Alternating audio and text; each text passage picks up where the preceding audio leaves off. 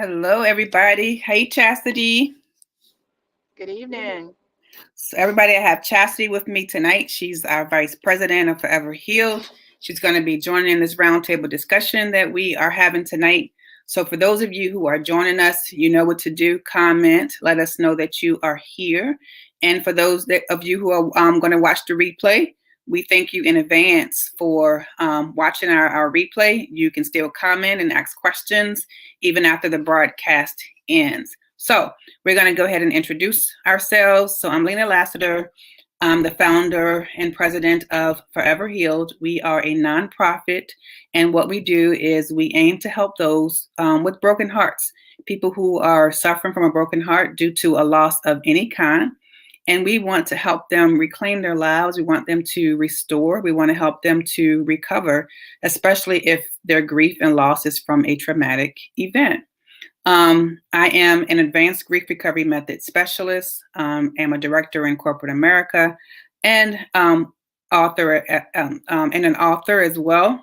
I'm on the National Bereavement Coalition Board and an active member on the National Bereavement Coalition for Homicide Service Providers. We are also an active partner with the Richmond Police Department Victim Witness Assistance Program. So, welcome. Again, we have Chastity, who's also a certified grief recovery specialist, and she is the vice president of our organization. Tonight, we want to just talk about grief in general, just losses and how families can do better with staying connected before, a loss, after a loss. So you guys have heard me talk about this in the past. And grief is the conflicting feelings caused by the end of or change in a familiar pattern or behavior. But I want to talk about unresolved grief for a little while here. Unresolved grief is typically about what we feel we could have done different, better, or more. So when a loved one dies, their surviving family members are at times flooded with emotions of sadness. At the same time, there is some joy, right, in reuniting with some family members that we may not have seen in a while. So we often say that we'll do better, right, and staying connected or staying in contact with our family members, but do we really follow through on those promises? So, hey, Tanya, good to see you tonight. Thank you for joining in. We see you. I appreciate the love and the commitment every week. So, Tanya, we're talking about unresolved grief tonight. And more importantly, Chastity, I want to kind of frame this around just some losses that, my family and I have endured over the past couple of months. And you have as well. You have endured some losses. And, I lost a cousin who was very near and dear to me. And then immediately after, we lost an uncle on my mother's side. I have two cousins who were diagnosed with some chronic medical conditions. And then more recently, I lost another uncle on my dad's side of the family. I had a friend of mine commit suicide. So all of these things happened in a short period of time, and 4-month period of time. But I have to say, during my uncle's funeral, we went to Texas for that funeral. And it was so nice seeing family members that I hadn't seen in a long time, from Maryland, from New York. So again, those conflicting feelings, right? And then for me, I just sat there thinking, gosh, it's been almost 3 years that I haven't seen some of these family members. And I said, we have to do better, like as a family. Yes, it's great to come and celebrate the lives and the legacy of those who have gone on before us. But how do we as families do better? How do we do better? Because again, that unresolved grief is always about what we feel we could have done different, better, or more, right? Woulda, shoulda, coulda. So how do we as families be intentional about nurturing relationships within our families? How do we do that? Right. Chelsea, any comments there? Yeah. I definitely understand what you're saying. I lost my brother suddenly in a car accident in December, that Monday after Christmas. And there's so many times that something was telling me to text him or to call him. And I'm like, you know what? I'm going to wait. I'm going to wait. And we have traditions that we didn't do this year. So now I beat myself up. It's like, oh, I didn't do my Christmas breakfast. So I didn't get to see him one more time, you know. But, Yeah, and at his funeral, of course, all the family came and we have uncles and, aunts and everybody that we haven't seen in so long. And, everybody's thing was the same thing. It's like, you know what? I really didn't know him. I wish I did, because we didn't get together. It's like we should have did something way before this. We shouldn't be right, getting together like this, right, right, you know. right.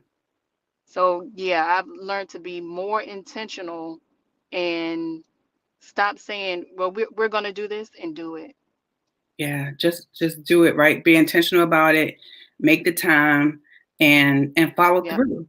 Hey Rochelle, hey sis, Yep. good seeing you. Thanks for jumping in tonight. I really appreciate the support. Yeah, so then we start beating ourselves up, right? And we're going to talk about that a little later, as well. Just forgiving ourselves, chastity, as well as others in our family. Um, Mhm. yeah, but for me, that's the first thing I said was like, wow, yes, I was, thankful that I went to see my uncle prior to his passing. But at the same time, I'm sitting there thinking about all the time that has passed, and that, I wasn't intentional. I didn't make the time to reach out to certain family members. And again, not Yeah. to beat myself up about it. Hey, Tanya, how you doing, sis? But how do we, as families, how do we nurture relationships? Um, how do we be intentional about how we spend our time, and how do we make sure that we're spending that time together, outside of, someone passing away? So I'm going to give a couple of tips tonight, and I promise I'm not going to hold you guys long tonight. I'm going to give you some tips, and then we're going to be on our way. Hi, Dr. Pat. Good, nice to see you again. Thank you so much for your commitment. You're so persistent and intentional about just being here and supporting us. I appreciate that. Hi, Regina. Definitely. Thank you so much for being a part of this broadcast tonight. So, for those of you who have just jumped on, we're talking about unresolved grief. It's typically about what we feel we could have done different, better, or more. So, when a loved one dies, the surviving family members at times are flooded with emotions of sadness, but at the same time, there's some joy, right, in reuniting with some of the family members that they haven't seen in a while.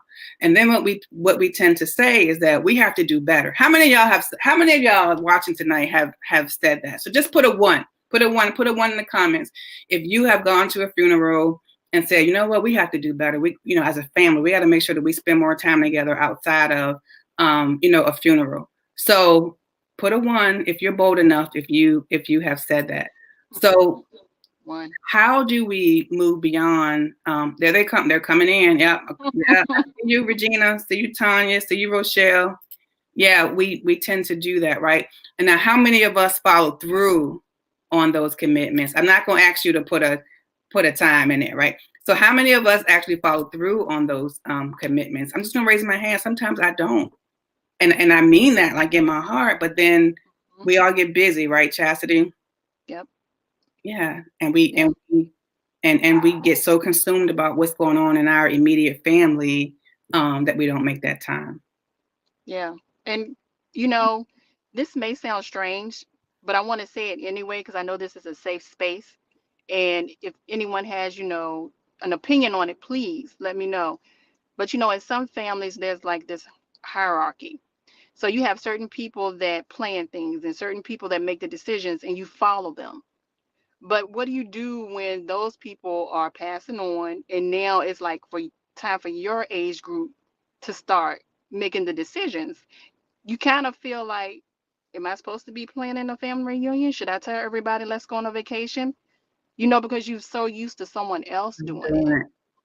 And you know what we normally say about that person, Chastity? A lot of times we always say, "Oh, that person was the glue, right? Yes, That kept yes, the family together."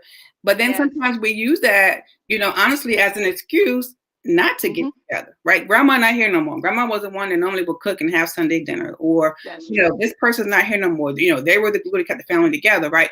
And then we kind of use that as an excuse, about not staying in contact. So let's see a comment we have here.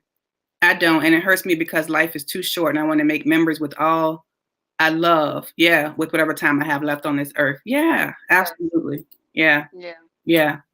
So one thing that we need to do. So our first tip for tonight, right? How do we nurture the relationships within our family so that we don't have those feelings of grief, unresolved grief, right? To where we feel we could have done something different, better, or more. So number one, accept imperfection. Accept imperfection. None of us are perfect, guys. I'm not perfect. None of us are perfect. So we have to love ourselves and we have to love others where they are. Now, I'm going to be very clear. I'm not saying that you have to let someone mistreat you. That's totally different.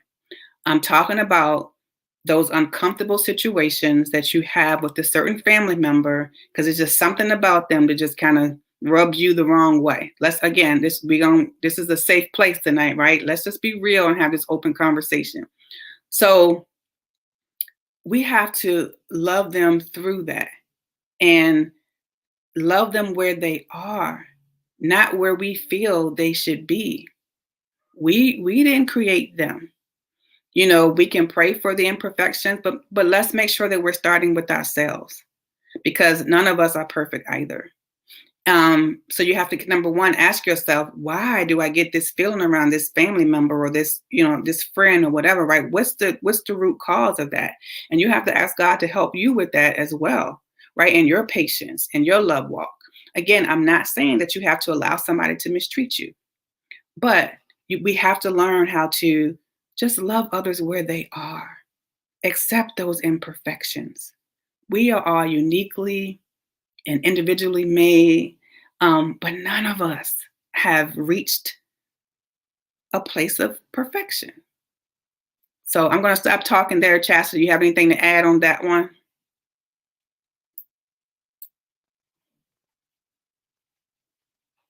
I don't hear her anymore, guys. So we're going to just keep going. Let's see. We have a comment. Hi, Minister Eugene. Thank you so much. I really appreciate my church family love. Y'all do not understand how much I appreciate your love and your support. So, again, for those who are just joining us tonight, we're talking about unresolved grief, those things that we wish we could have done different, better, or more. We're talking about when we lose a loved one, how sometimes as family members we can say, oh my gosh, we have to do better. We have to get together as a family. We have to do this, right? We have to get together before someone passes away. So I'm just giving some quick tips tonight on how you do that. So number one, we're going to accept imperfections of our family members. Number two, we're going to be present and we're going to listen with empathy. So be present with your family members. So what I'm saying is somebody's calling you, you got the phone halfway on your ear and you're doing it, you're doing all kind of other things and you're not really listening to them and you're not present, you're not engaged in what's going on, then it's kind of off-putting, right? And the person is going to feel like they're bothering you. So make sure that we're present. That we're present, that we're engaged, that we're listening with them with empathy. Because remember, we're trying to nurture our relationships. Okay. So our family said that they would get better, but have not after my brother passing. I keep planning and pray that we can come together. Thank you so much, Ms. Pat, for being honest and sharing that. Chastity, so I can check. No, you're not muted on my end, Chastity. Can you hear me now? We'll see if she can pop back on. Okay, so we want to be present. We want to listen with empathy. Okay. The third thing, guys, that we have to do is share compliments. Share compliments. If you like, Tanya's hair, tell Tanya that you like her hair. If you like, I'm trying to see who else is on here commenting. If you like how Minister Eugene dressed, let him know that you like his style of dress, right? Let Regina know that you appreciate what she's doing for the foster care children. Let people know how you feel about them. Share the compliments with them now, because a lot of times there are some things that we wish we would have said. I think Chastity was talking about, they always had this breakfast, that they didn't have. A lot of times too, sometimes it's things that we wish we would have said, right? I wish Dad would have known this, or I wish my aunt would have known this. I wish my uncle would have known this. Tell them. I think some people in the world say, give people the roses while they're still living, or some type of phrase like that. But give the compliments while people are still living. If you admire what somebody is doing, if you are inspired by what somebody is doing, if you want to encourage somebody to keep them pushing forward, share the compliments with them now. That's how we nurture the relationships. Oh, and this is a big one. Forgive. We have to forgive. We have to. Chasta, just call me. Call me on my phone. We'll work it out. We have to forgive. So there are times when we don't feel listened to, appreciated, or sometimes we don't feel seen, right? Let's just be real. And there are other times where people are just mean and they're hurt and they say things that I promise you that they wish they could take back. I promise you that they do. Hey, Chastity.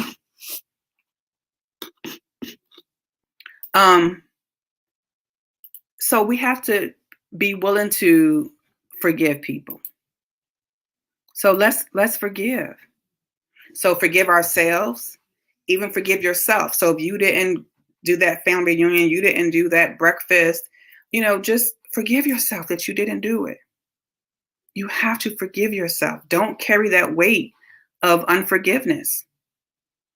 So again, remember that hurt people hurt people. We talked about that before. But people who are delivered and set free, guess what? They're going to want other people delivered and set free. So we have to forgive for us. And a lot of times people feel like, oh, well, you're telling me to forgive. You're telling me to, not consider their wrongdoing. No, I'm not asking you to overlook their wrongdoing. What I'm telling you is that you don't want to carry that around. You don't want to carry that dead baggage, that dead weight around. So yes, you want to forgive the offense. And again, guys, it doesn't mean that you have to allow people to mistreat you over and over and over and over again. But you can have peace within yourself to say, you know what, I'm going to release that.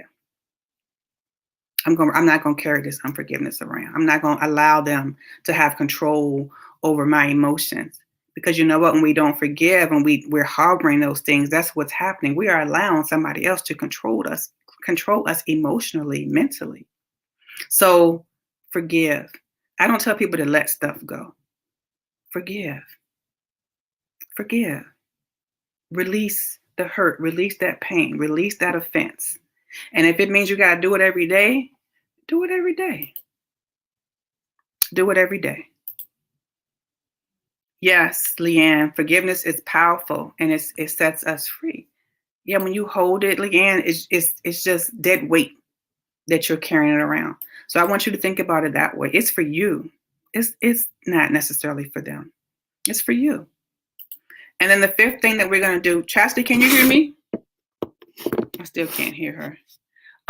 Is that we're going to schedule intimate time. So schedule intimate time with your family and friends. So we schedule anything else that we want to, right? So schedule time. It may seem, oh my gosh, Lena, that's so remedial. That's so simple. It is. Put it on your calendar. Schedule on your calendar. I'm going to reach out to Leanne on Friday at this time. And then do it. Follow through. Set an alarm on your calendar. And when it pop up, pick up the phone and call. And sometimes when I get busy, people probably say, why does she always call me when she's in her car? Because that's usually my downtime. Yes, So it is. so if I'm driving somewhere, Chastity, what I'll do is, okay, now let me call, and I have my list of family members that I need to call. Mm-hmm. And some of them are on here tonight. My sister recently, I called her. I was on the phone. I was in the car. But that's what I do because that's my time, right? Alone, my intimate time sometimes, and I'm in my car driving from place to place. So we can't just keep saying I'm busy. So even if I'm busy and I'm driving from one event to the next event, guess what? I have time in between those events, and I will call a family member or a friend, during that time. So guys, schedule that intimate time, whatever that looks like for you. Schedule that time. Chastity, I hear you saying something. Yeah, definitely. Being in the car is my downtime too. Yeah.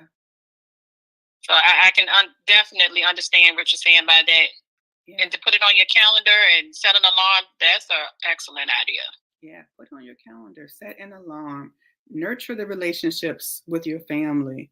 What happened to family meals, right? Where you would just eat together. So maybe, and that's something that I do with my boys every Sunday. So they come over every Sunday, and that's just our time. And we just sit at the table and we kind of eat and we catch up. So, what does that look like for you? Are Sunday dinners a thing of the past? If your children are out of the house, if they're in the house, continue to have those meals together. You learn so much at the dinner table, and have them put away technology just so you can have, the conversations with them at the dinner table. So, don't think, okay, well, we're just gonna, have this meal. No, make it meaningful. Use that time to ask your children and your family, your spouse, or whomever, questions, open-ended questions. Again, nurturing those relationships. All right, we have a question. How to do that when you're stuck in your way? Ooh, that's a good one. That's honest. I love when y'all get honest and raw. I would love to learn how to open up more. So Tanya, I would say, without knowing all the context, behind this, sometimes we get stuck in our way, sweetheart, for a couple of reasons. Sometimes we get stuck in our way because of past hurt, and we're guarded. So we put up a wall. But you know what? That's probably how you survived, if that's it, right? I don't want to put words in your mouth. But sometimes that's what happens. We get so hurt by people that we put up a wall, right? That's one way we get in our way. The second way that we get in our stuck in our way, I'm so glad you asked this question, is the unforgiveness. Because we're kind of harboring like that unforgiveness, in our heart. And it's like, okay, again, right? I'm afraid to kind of let my wall down because this person might hurt me again. But that's where, again, you have to kind of say, you know what? We have to stop putting our expectations on people. Because sometimes what we do is our expectations, Tanya, of people is what disappoint us, not the people. So yes, what I mean is, if you have somebody who gonna act kooky or whatever, right? And you're saying to yourself, gosh, can they just be rational? Because you would be, but they're not. So it's just like you're putting your expectation on them, right? And then you say it's them, right? Yeah, that's who they are. And you are expecting them to be somebody else, and then you keep getting disappointed. So then we feel like we're kind of getting stuck in our way. You know why? Because they're not conforming to how we want them to be.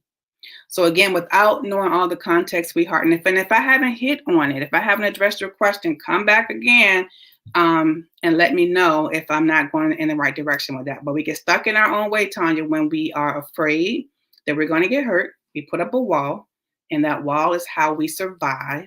And a lot of us we have done that.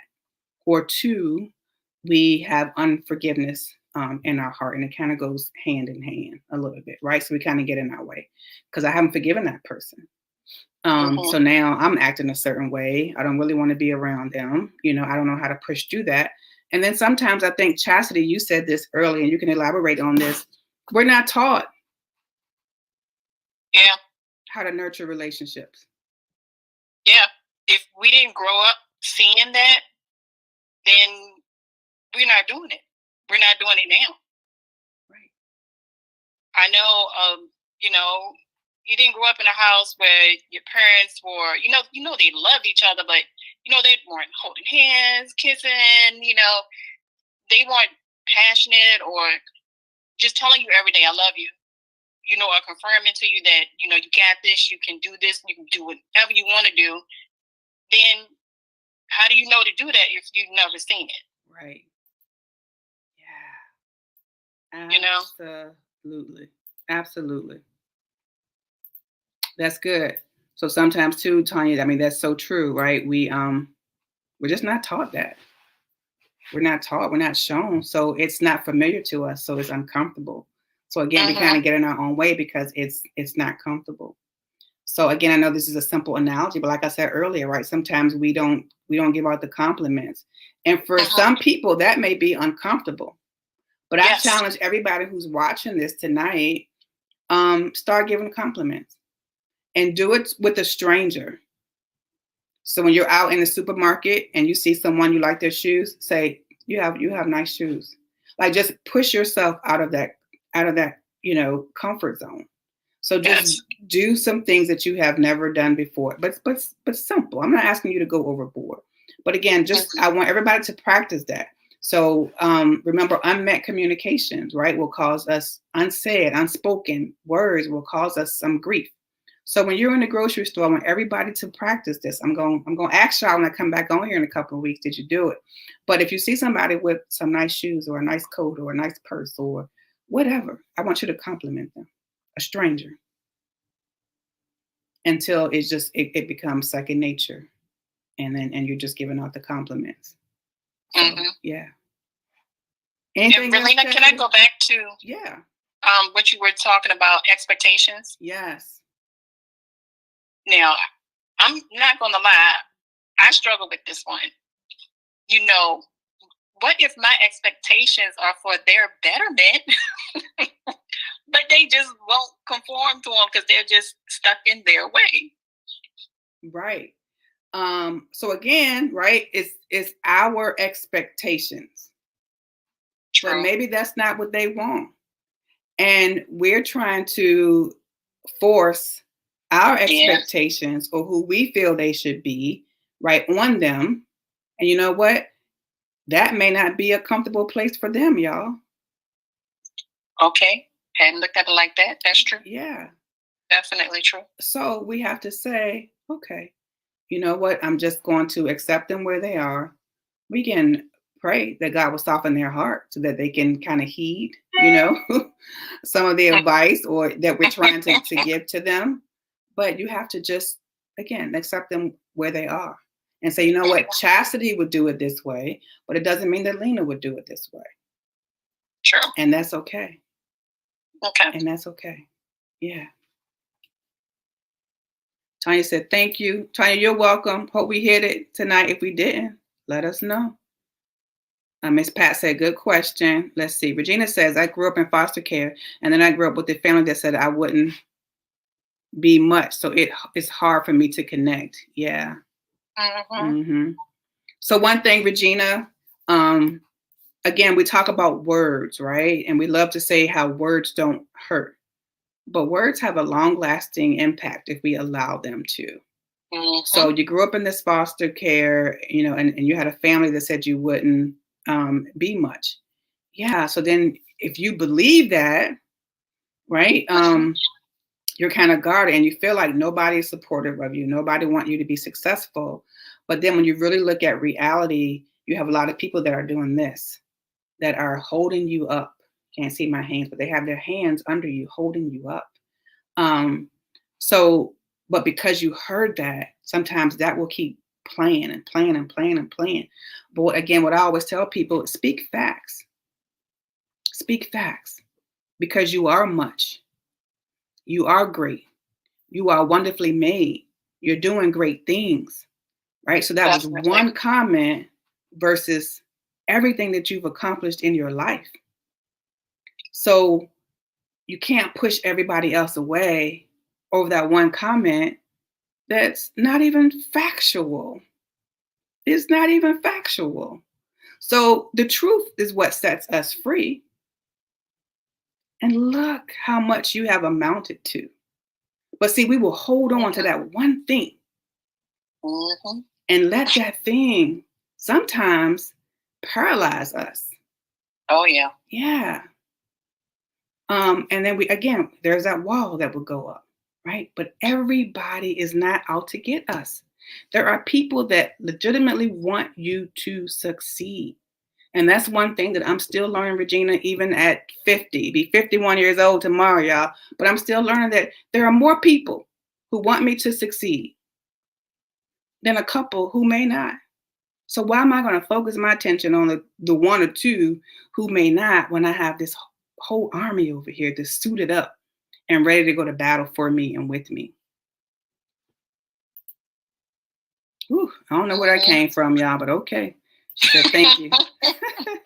Yes, yes. All right. So as families, remember, yes, we're going to go through some losses.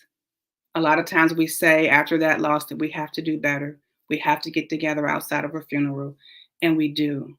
We want to make sure that we are there, though, for our family members during those hard times as well. We want to accept imperfection in ourselves and others. 2, we want to be present. We want to listen with empathy. 3, share compliments with people while they are still living. Forgive. Forgive yourself and forgive others. And when I say that again, I'm not saying that you have to let somebody keep mistreating you over and over and over again. You don't have to do that. You can teach people how to treat you, right? There can be boundaries in that. And if they can't respect it, then it's okay for you not to nurture that unhealthy relationship. It's okay, but you still can forgive them. And then we're going to schedule time. We're going to schedule intimate time. So whatever that looks like for you, dinner, a call, a text, put it on a calendar. If you put it on your calendar, make sure you follow through with that. And call them. So whatever that looks like for you, schedule that time. Let's see. Amen. Come on, Minister Lena. All right. All right. Hallelujah. If God be for you, who can be against you? Come on, Minister. Yes. Yeah. So the last thing I want to share before we hop off here. This is one thing that I thought about. My uncle passed away in Texas. He was a great man. And I'm not just saying this because my uncle passed away. He was a great man. Well-meaning people will say hurtful things sometimes, right? And I'm sure a lot of you have said this. I have said it too. And I never really understood why grievers told me that they hate this comment. A lot of grievers have shared with me they hate when somebody say I'm sorry for your loss. I never understood why, grievers felt that way. But people will say, I hate when people say that to me. I hate when people say, I'm sorry for your loss. Well, when my uncle passed away, of course, people would say, I'm sorry for your loss, right? And I understand what they mean, right? This is my condolences to you and your family. I'm sorry that you guys are going through this. I get it. I get the context. So I'm not beating anybody up for saying it. But it finally resonated with me because I said, I've gained more. I've gained more from having my uncle in my life than a loss. And I know too, some people mean that physically, right? They're not going to be here with you, right? On this side. But I was like, I didn't lose anything. Because my father passed away at 18. And all 3 of my uncles stood in the gap for me and my sisters. And the way that they love their family, the way that they treat their wives, their work ethic, their integrity, they're men of their word. They are. My Uncle Ron would tell me, he was the first one that says, we have to do better, right? When I went to Texas for the first time in 2014 to visit him. And what he said was, we're going to do better. I'm going to make sure I call you. Well, guess what? My Uncle Ron would call me. He followed through on his commitment to calling. So I gained much, y'all. I gained much because I learned how I should be treated as a female. I was taught work ethic by watching him. I was taught the importance of spending time with your family through his actions. I was taught the value of spending time with your kids through his actions. I was taught how to be a good leader through his actions. So I gained much from my Uncle Ron. So it's not a loss to me. Yeah, I'm going to miss him on this side, but I gained much. So I hope that resonate with some of you tonight as well. So don't get so caught up in, even if you lost a loved one, you're going to get through. It's painful. You take it day by day, sometimes second by second. Allow yourself to feel. You guys have heard me say it before. But I want you to also remember their life and their legacy and what you gained from them, just so you can celebrate, their life and their legacy as well. And as families, we have to do better. Let's do better. No more excuses. No more busyness. Definitely. Let's be intentional and let's make the time to nurture those relationships. Chastity? Yeah. Definitely. All right. Definitely. Well, I hope you guys enjoyed this broadcast tonight. We just wanted to have an open table discussion. If you have any questions, please pop them in the comments before we hop off. But as I always say, I want all of you to have peaceful rest tonight. I want you to have joy in your life. I hope that this inspired you. I hope that this encouraged you in some way. I want you to be intentional about your relationships and share with us the next time some things that you plan on doing or that you have done as a result of this broadcast. Also, if you think this would benefit someone else, please, again, like and share this video. We love all of you. And again, if you are going through grief right now and you feel stuck in your grief, please reach out to us, www.foreverheal.com, or contact us at Forever Heal. Contact us at Forever Heal. It's our email address, and you can have a free telephone consultation with me, and we can walk through our services and what may benefit you. Also, go to our website and look at our digital material, because we have books out there on grief that can help you and others who may be grieving. I want you guys to have peaceful rest tonight. Again, we love you, and we will talk with you all soon. Thank you. Good night. Good night.